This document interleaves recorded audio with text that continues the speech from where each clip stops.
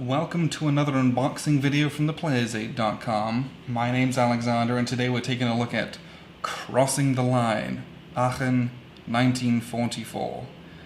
And this is from a new conflict simulations company. This is their first ever game, brand new, and it's called Furor Teutonicus Games. Their website's brand new, they've got this on there. And I think they've got another game that's announced that they're working to put out soon as well. So this is, obviously it's 1944. It's West Germany, just across the Rhine. And it's called Crossing the Line. As you might imagine, this is very, very late stages of the war. So we're just going to crack it open and see what we got here. This is a traditional hex encounter war game. Got a couple of D10s in it, which is nice. And we'll just check. Yeah. 2-player game. 1 kilometer per hex, 30 minutes to 10 hours to play. I'm hoping that means there's scenarios in it. Okay, so the first thing we have is we have 5 counter sheets. These are actually quite small counter sheets, if you kind of look compared to the size of the box. And these are pre-cut, pre-rounded counters.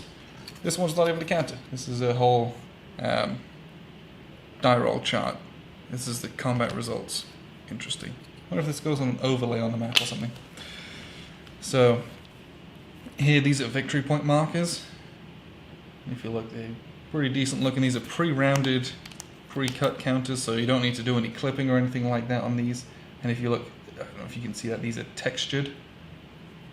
On the flip side, scenario VPs. What we have down here, looks like some different divisions and assignments, improved defenses. Ooh, a snafu counter, that's always fun.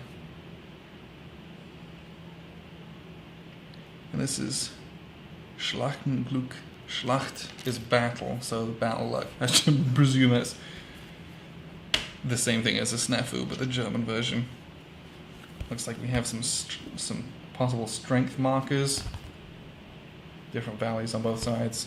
And then some more improved defenses. Or some isolated or out of command markers. Now the fun stuff. So we have some units here. Oof, we got the big late war German heavy tanks over here. We got some Shermans, lots and lots of tanks, which is nice. We got some infantry, a lot more tanks, a lot of infantry down here as well. And it looks like these are divided into their divisions. And maybe these activation chits. Yeah, they have an activation chit with them for HQs. And it says these things are assigned. I don't know if this is a chit pull. We'll take a look at that here in a second to find out. Some other markers. Yeah, these look like all the light grey German units here. There's some, is this what? Panzer IV. That's a panther. More panthers.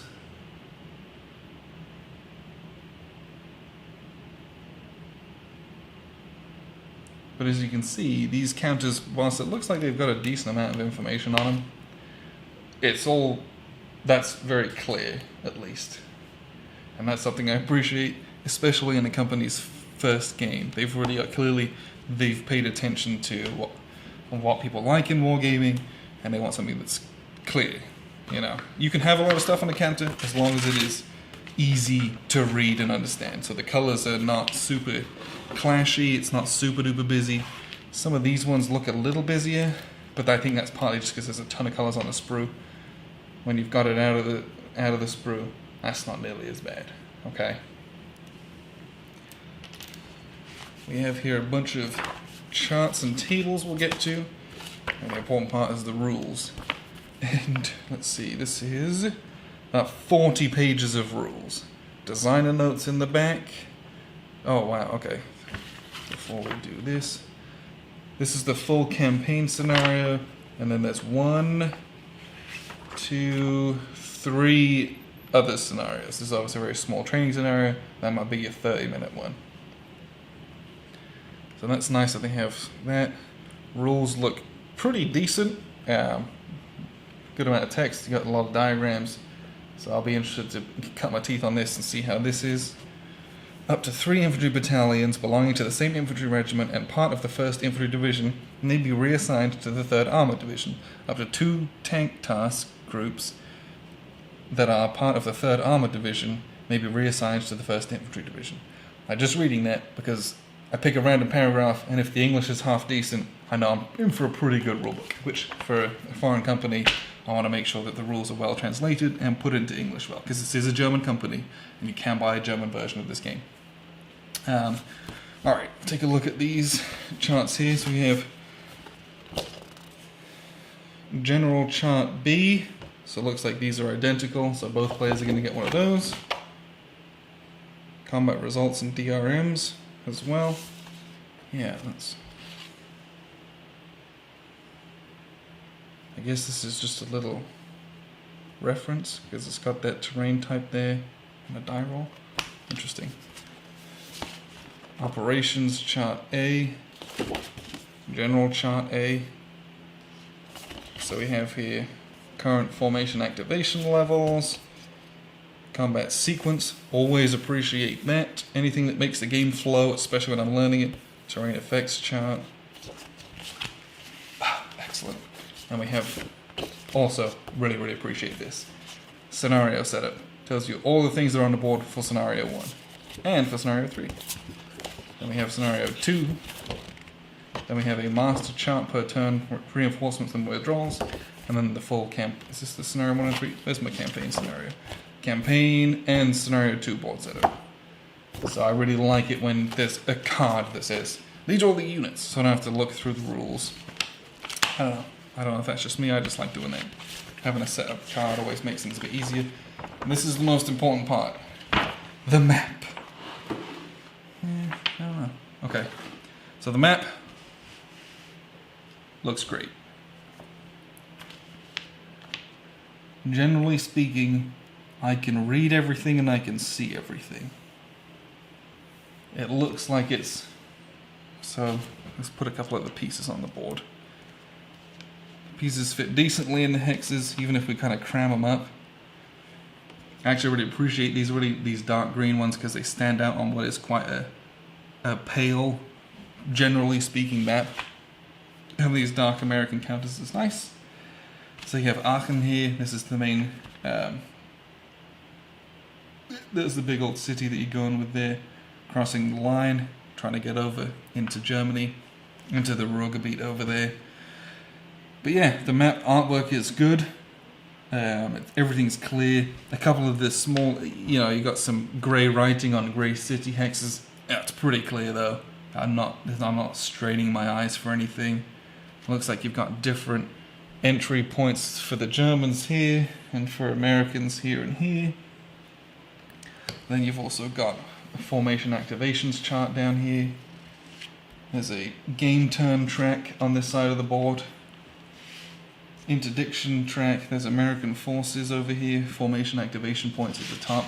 It's kind of the reverse of the German one, those opposite. So you'll have an American player on this side of the board, German player sat on this side of the board most likely.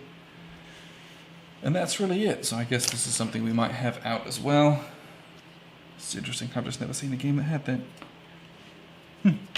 But yeah, this is a great looking map, and again, especially for a first game put out by a company. Usually you get some kind of learning curves and things like that. Looks like they've done a cracking job with the production, and that's a huge starting point, because if a company puts a lot into their production, it means they've done a lot with it usually. So I can't wait to play this one, just to see what this game is like and what I can expect from this company in the future. So this is Crossing the Line, Aachen 1944. So this is late war hex and counter game, 2 players, and it is like I said, it's a German company. They have this full English version, so get cracking. Nice little sequence of play on the back here as well. Looks like it's very approachable. And did they say that they have an no, they don't. Sometimes you get like a difficulty. Oh, complexity over here. So this is a complexity 6. And a solitaire suitability of a 9. 10, 8, that's an 8. It says 8 right there. I'm looking at this chart. I'm a moron. So this looks like a pretty decent purchase for almost anyone. This shouldn't be too complex, although it looks like it's got some nice crunch in some of the different values and activations. I'll be interested to see how this all pulls together on the table. So appreciate you guys tuning in once again. I've been Alexander from theplayersaid.com, and this is Crossing the Line Aachen 1944 from Furor Teutonicus Games.